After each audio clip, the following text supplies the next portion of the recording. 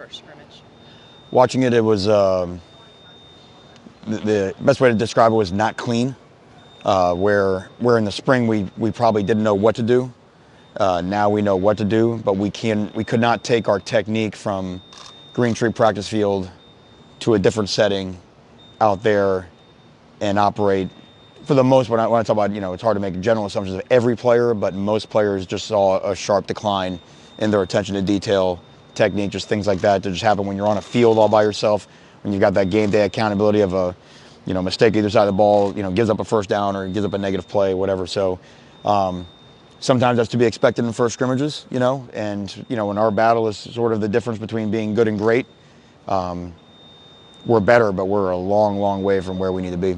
And is that some of the things you're talking on, like you said, that some of it's expected, but is it a little bit of concerning with the game so close now?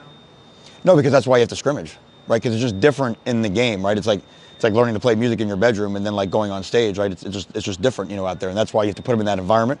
That's why you do it, right? That's why the NFL has 4 of those before they play their first game. So that's all a part of it. The encouraging thing, like I said, is in terms of knowing what to do. Last year I didn't know that I had this route. Now I know I have the route, but my technique in terms of how I stem the route and how I run the route, all that went out the door. So to me, that's what the players can see, and they can understand that that's the standard we have to work on. Is John Campbell a guy who sort of stepped up? I saw him with the first team right tackle. Yeah, John had a good day. Like if whatever you see in terms of, if you're making an assessment on, I don't know how you would see a first team right tackle when I don't have a first time right tackle. So like I said, we're always trying to move guys around and find out what the best combination is. There's not a first team anything right now. Manny, are you still learning things yourself, like when you go through as a head coach, the first scrimmage? Is there anything you can take away?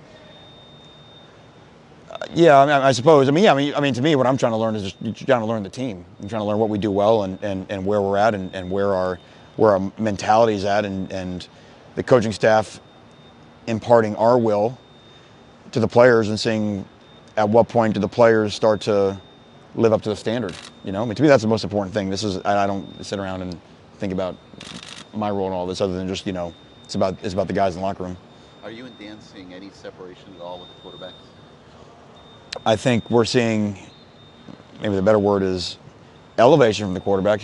They all continue to get better. They all continue to make plays. It's just now this week's going to determine it. We've gotten to this week intentionally, on purpose, had a great day out there in very, very trying conditions, to now really see the final push of who's going to make it. So compared to where we were in April, compared to even where we were 8 days ago, we're better. You know what I mean? So we're encouraging. Like we're going to be okay. It's just that we don't want to be okay. That's really what it's all about right now. Okay, so it's better than it was, but better is not. That's not good enough.